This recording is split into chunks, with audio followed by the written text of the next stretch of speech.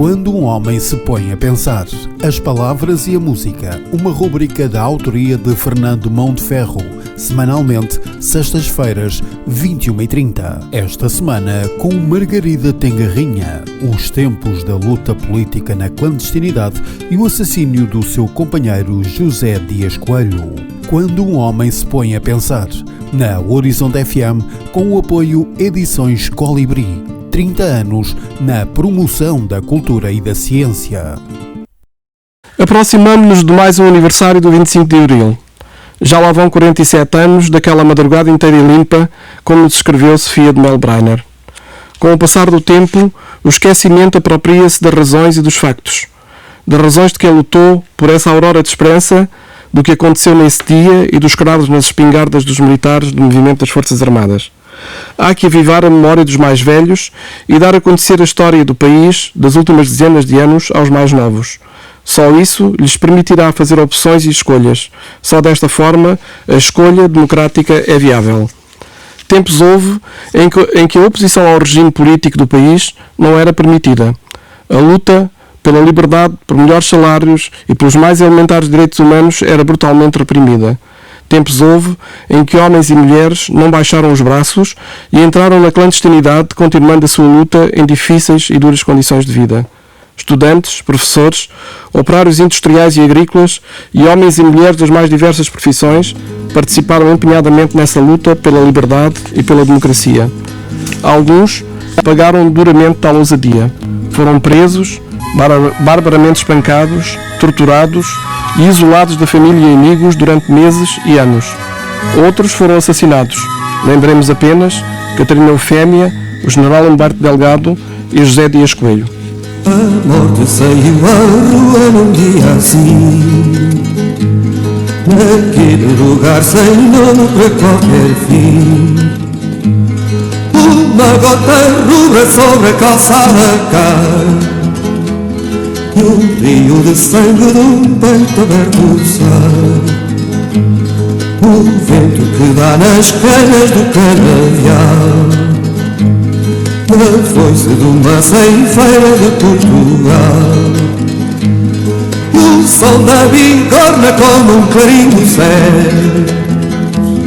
vão dizendo em toda a parte o pintor morreu.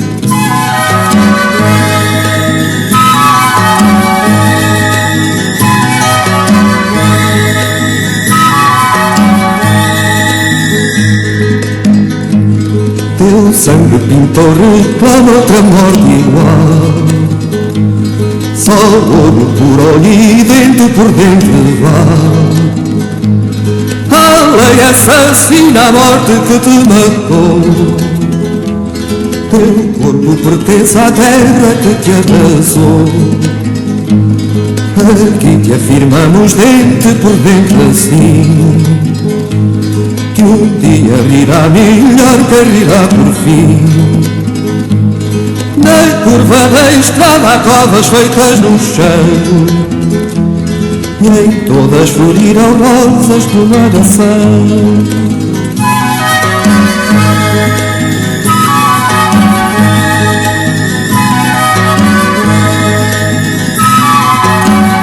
Margarida Tengarrinha nasceu em Portimão, no seio de família com algumas posses, o que lhe permitiu estudar e entrar na Faculdade de Belas Artes em Lisboa na década dos anos 40.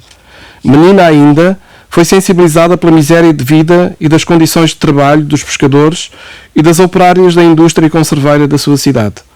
Em 1952, foi expulsa de Belas Artes, impedida de continuar os seus estudos em qualquer outra faculdade do país e proibida de lecionar na escola Paula Vicente, onde era professora. 3 anos depois, com o seu companheiro José Dias Coelho, entrou na clandestinidade. Margarida Tengarrinha vai fazer 93 anos em breve. Atenta aos desenvolvimentos políticos dos dias de hoje em Portugal e no mundo, continua a sua intervenção cultural como professora de História de Arte na Universidade Sénior de Portimão e participa também em diversas instituições culturais e sociais da sua cidade. Margarida, bom dia. Bom dia, Fernando. Olá, Margarida. A Margarida tem um passado de luta que é um exemplo pela sua persistência, tenacidade e amor à justiça e ao bem social. Alguma vez se perguntou se valeu a pena tanto sacrifício pelo país e pelos portugueses? Ora, exatamente, penso que foi isso que encheu a minha vida. Foi essa luta por esses objetivos, para derrubar a ditadura fascista e para continuar a luta por uma sociedade sem exploradores nem explorados, no fundo, caminhar no sentido de uma sociedade comunista. E isso é daquelas razões, essa é uma daquelas razões que de facto enche-me a vida. Ai, sinto-me feliz por isso mesmo. A Margarida, e continua a pensar da mesma maneira como pensava nesses tempos de juventude em que entrou na clandestinidade com todas as dificuldades inerentes a essa situação? Penso com mais força, porque entretanto, ao longo dos anos, adquiri novos conhecimentos. Estudei melhor o marxismo, o leninismo, percebi melhor a questão das modificações históricas que a sociedade tem que sofrer até à libertação do homem, e isso, sem dúvida nenhuma, ainda reforçou mais os ideais que eu tinha quando era mais jovem. Muito bem, Margarida. E diga-me uma coisa, o Natal de 1961 terá sido o momento mais triste da sua vida, imagino. A PIDE assassinou o seu companheiro José Dias Coelho e ficou sozinha com as duas meninas, a Teresa e a Guida. Como conseguiu superar tão terrível golpe? Foi difícil, até por uma razão. Hoje toda a gente pensa e sabe que é necessário fazer o luto pelos nossos entes queridos que morrem, principalmente quando morrem de uma maneira brutal. E eu nem ao menos assisti ao funeral do José Dias Coelho, nem ao menos o vi depois de morto. E tive que continuar na clandestinidade, na mesma luta que tínhamos todos juntos. Esta dificuldade de não ter feito o luto veio amargurar a minha vida ao longo dos anos. E acho, Fernando, que este livro que você teve a generosidade de publicar, este último livro que escrevi, foi talvez uma forma de catarse em relação a um luto que acabei por não fazer ao longo dos anos, e essa catarse transmitiu-se às palavras que escrevo no livro. Margarida, importa-se de recordar, eu sei que é muito doloroso recordar momentos tão dramáticos como esse, mas importa-se de nos recordar como é que soube que o seu companheiro tinha sido assassinado? Não, tenho feito várias vezes. Nós vivíamos com uma camarada, a Teodósia, que era mulher do Afonso Gregório, que estava preso, e ela estava com o filho na nossa casa e ajudava-nos, trabalhávamos juntas. Ora bem, nesse dia 19 de dezembro de 1971, o José saiu para o encontro. Eventualmente poderia não vir a casa nessa noite. De facto não regressou. E tanto eu como a Teodósia pensámos que teria ficado em casa de um camarada. Mas o tempo foi-se prolongando e do dia 19 de dezembro até ao dia de Natal, dia 25, o José não apareceu em casa. E então, tanto eu como a Teodósia calculámos. O José foi preso, o que era absolutamente previsível e natural na vida que nós fazíamos, uma vida em que nos arriscávamos dia a dia a sermos presos. E, portanto, partimos do princípio que o José tinha sido preso. E quando, no dia 26 de dezembro, eu tinha um encontro marcado com um camarada da redação do Avante, à qual eu pertencia nessa época à Comissão de Redação do Avante, e esse encontro era no bairro social de Belém, ali ao pé dos Jerónimos. Cheguei lá à hora marcada, ele não apareceu logo, e eu já estava a desistir, a pensar que ele não tinha vindo ao encontro. Nesse dia, eu pensava que o José estava preso, portanto levava um pequeno saco com coisas para a família lhe poder mandar, com roupas, etc. E, entretanto, o camarada chegou ao pé de mim e eu disse-lhe: o José foi preso. Está aqui um saco para entregares à família, para mandares entregar, para ir para o Aljube, porque estando preso estaria certamente ainda no período de interrogatórios no Aljube. E ele disse-me, assim, talvez um pouco bruscamente: não, o José não foi preso, o José foi assassinado. E eu disse: mas como? Nessa altura é perfeitamente inacreditável, não se acredita. Disse: mas como? Não é possível? E ele disse-me: sim. Foi assassinado a tiro para PIDE no dia 19 na Rua de Alcântara. E depois foi levado pelos Pitos para o Hospital da Curva, onde já ia moribundo e acabou por morrer. E eu disse: mas eu quero vê-lo. Não podes vê-lo. Foi hoje, já enterrado. Hoje era o dia 26 de dezembro de 1961. Margarida, eu imagino que tivesse levado muitos anos, sempre com a ideia de que um dia, pelo menos, seria feita justiça a um ato miserável como este. Acha que depois do 25 de Abril essa justiça foi feita? Acho que não, e quase todas as pessoas que sofreram alguma coisa com o fascismo, ou aquelas pessoas que têm a consciência do que é a justiça, todas sentem uma revolta muito particular pela situação em relação à PIDE depois da Revolução de 25 de Abril. O 25 de Abril, em princípio, que foi feito por um movimento das Forças Armadas, apoiado imediatamente por um forte movimento popular, já consciente de que o derrubamento do fascismo era absolutamente imprescindível, mas havia o general Spindler que pretendia manter a PIDE como polícia do novo regime. E aí opuseram-se os militares mais progressistas.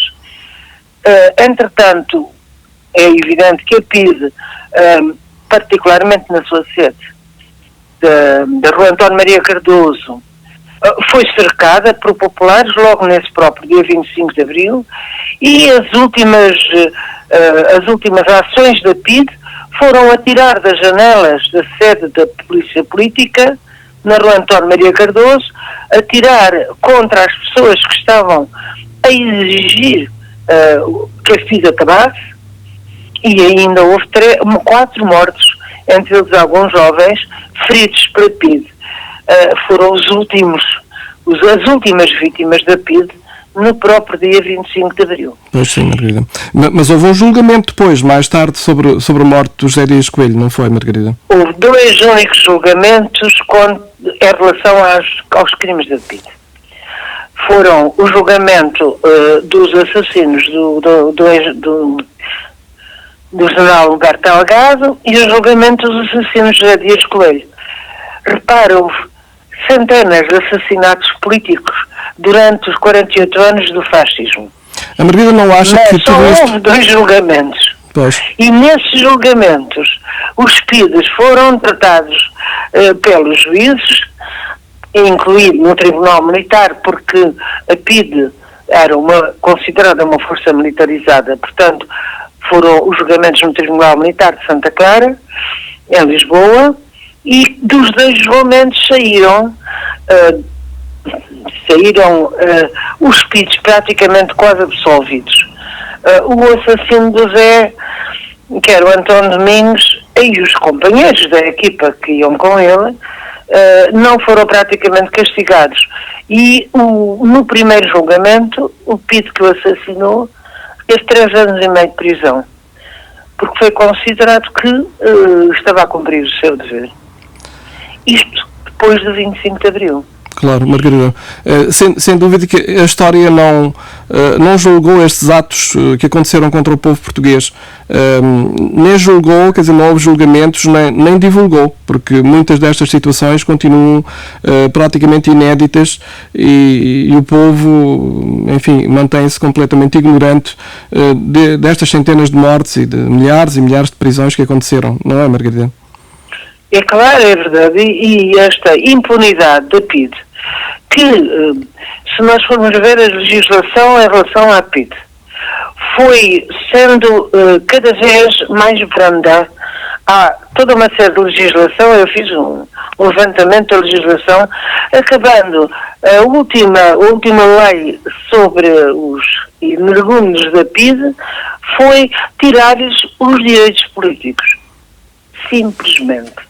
E nem isso aconteceu, porque alguns ficaram ao serviço de uma outra forma, em outras circunstâncias, mas ficaram. E ficaram particularmente ao serviço da contra-revolução, que se desenvolveu logo a seguir ao 25 de Abril. Digamos que a Revolução e os dias que se seguiram e os anos foi sempre muito complexa e controversa, não é, Margarida? Exato. Se me permite, vamos ouvir a canção Jornada, de Fernando Lopes Graça, do poeta José Gomes Ferreira. Não fiques para trás, ó companheiro, é nosso esta fúria que nos leva, para não te perderes no nevoeiro, segue os nossos corações na terra. Vozes ao alto, e os fogos vindos da mar, havemos de chegar ao fim da estrada, ao sol desta canção. Aqueles que se percam no caminho, que importa chegarão no nosso lado, porque nenhum de nós anda sozinho, e até mortos vão ao nosso lado. Vozes ao alto, e os fogos vindos da mar, havemos de chegar ao fim da estrada, ao sol desta canção. Não fiques para trás, ó companheiro, é nosso esta fúria que nos leva, para não te perderes no nevoeiro, segue os nossos corações na terra. Vozes ao alto, e os fogos vindos da mar, havemos de chegar ao fim da estrada, ao sol desta canção. Aqueles que se percam no caminho, que importa chegarão no nosso lado, porque nenhum de nós anda sozinho, e até mortos vão ao nosso lado.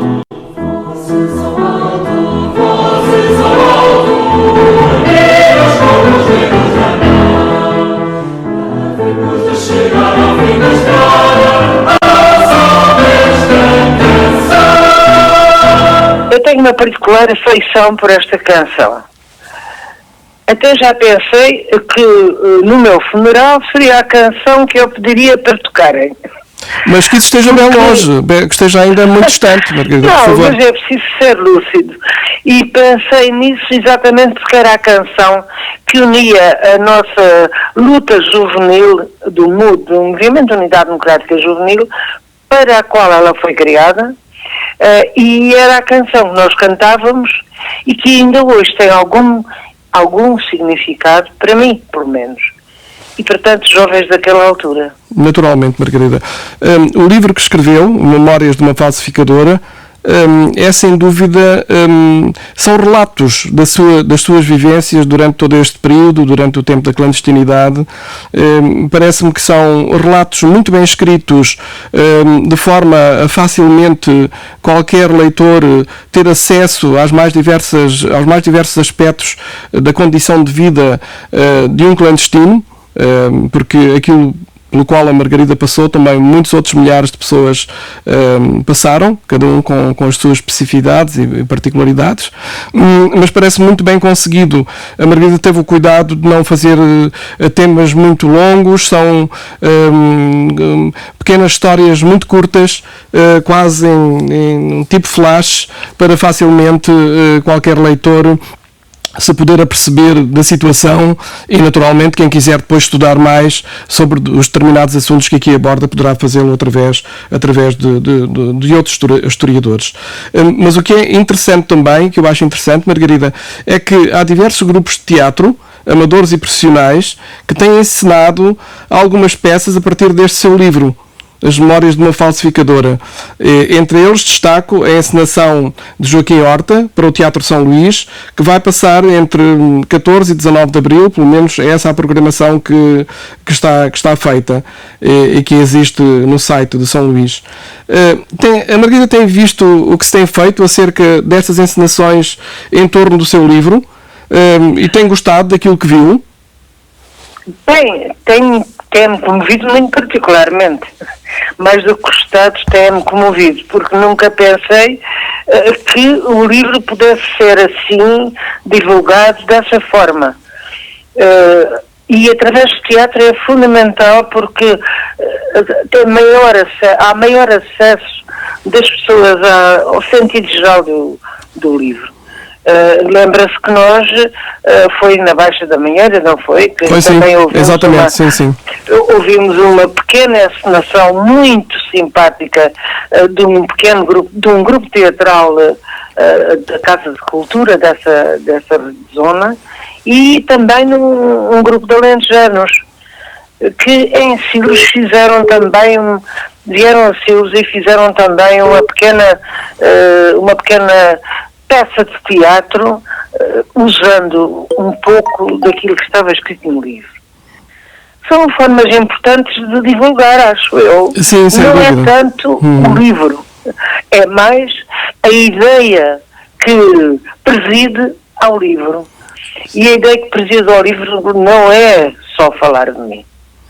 É falar, em primeiro lugar, do trabalho das mulheres, que é muito esquecido. Do trabalho que as mulheres desenvolveram na clandestinidade, as mulheres das casas clandestinas. É também para chamar a atenção para tantas e tantas pessoas, algumas das quais, e muitas das quais, não eram membros do Partido Comunista e que nos deram apoios fundamentais para nós continuarmos a nossa luta. E digo-lhe que a minha gratidão por essas pessoas se expressa nesse livro.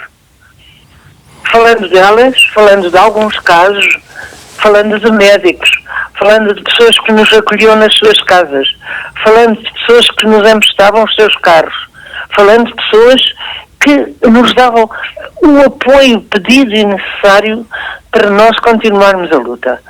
E a minha ideia é que, sem toda essa amplitude de apoios que tivemos na luta pelo derrubamento do fascismo, teria sido muito mais difícil derrubar o fascismo. Sem dúvida, Margarida. Eu acho muito importante que isso seja referido, porque muitas das vezes omite-se essa questão, não é? Sem dúvida alguma que as pessoas que viviam na clandestinidade, sem o apoio na retaguarda de amigos, de companheiros, de pessoas que simplesmente também se opunham ao regime, mas que não tinham, digamos, possibilidades ou a coragem de participar tão ativamente, as coisas teriam sido ainda muito mais difíceis.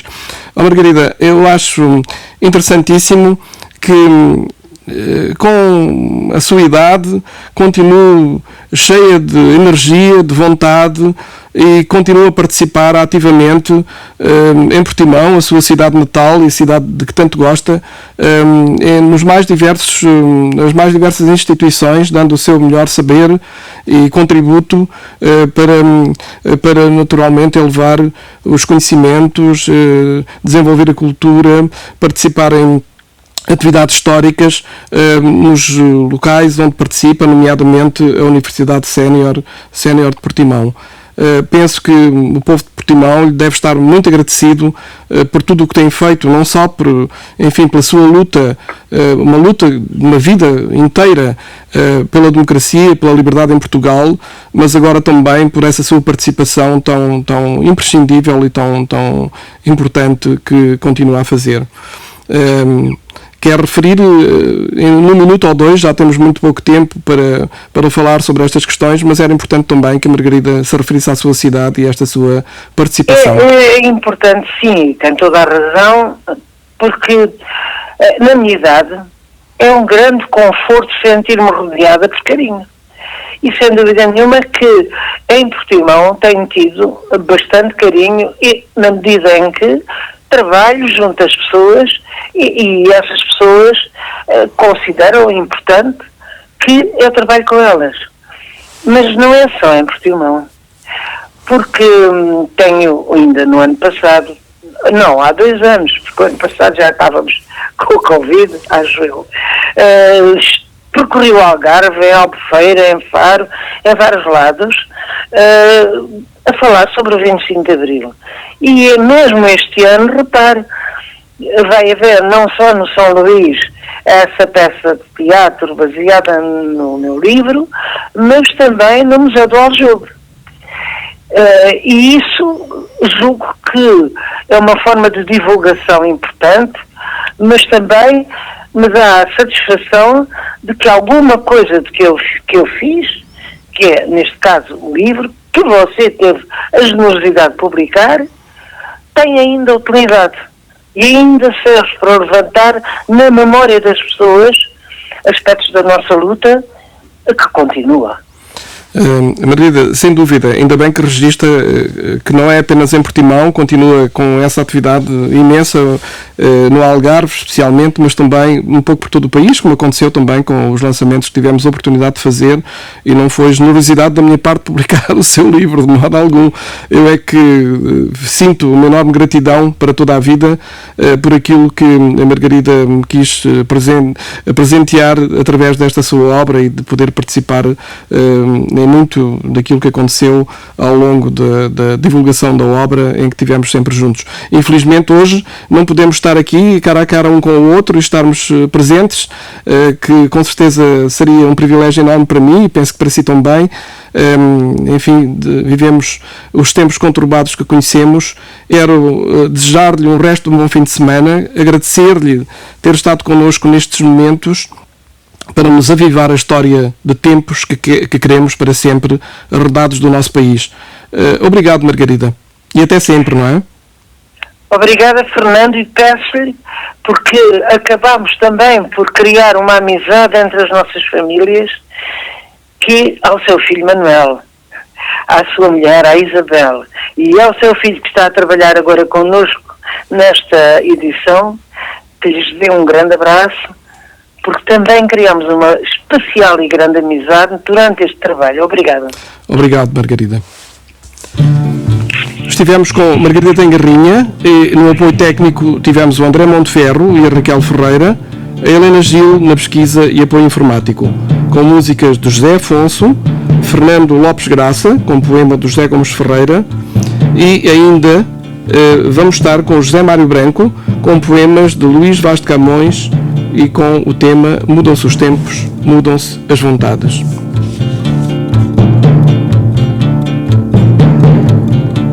Mudam-se os tempos, mudam-se as vontades, muda-se o ser, muda-se a confiança. Todo mundo é composto de mudança, tomando sempre novas qualidades. E se todo mundo é composto de mudança, troquemos as voltas que ainda o dia é uma criança.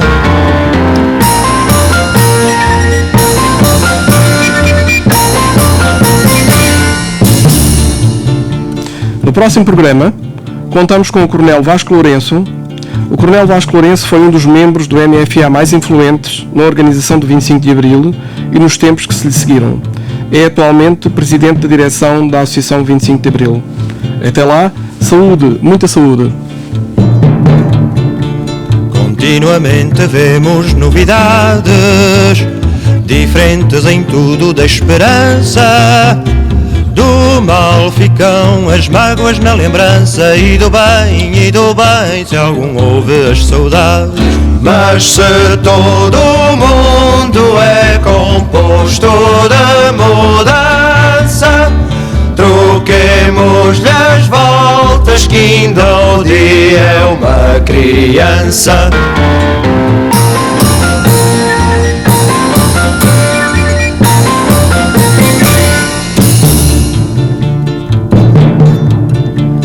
O tempo cobre o chão de verde manto, que já coberto foi de neve fria, e em mim converte em choro doce canto, e em mim converte em choro doce canto. Mas se todo o mundo é composto de mudança, troquemos-lhe as voltas, que ainda o dia é uma criança.